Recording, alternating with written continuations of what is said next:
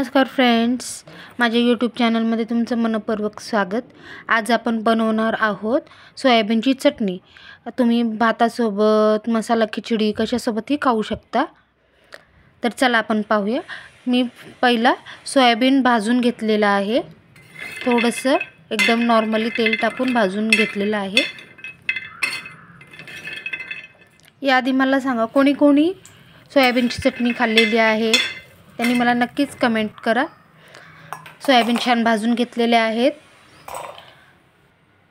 सोयाबीनमध्ये आपण कोरडं खोबरं म्हणजे सुकं खोबरं टाकलेलं आहे, थोडंसं लसूण, चवीनुसार मीठ, तांबडी चटणी किंवा लाल चटणी आपल्या टेस्टनुसार कमी जास्त करू शकता। थोडेसे जिरे टाकून छान मी ते बारीक करून घेतलेलं आहे। आपली अशी साधी सोपी मस्त टेस्टी सोयाबीनची चटणी तयार झालेली आहे।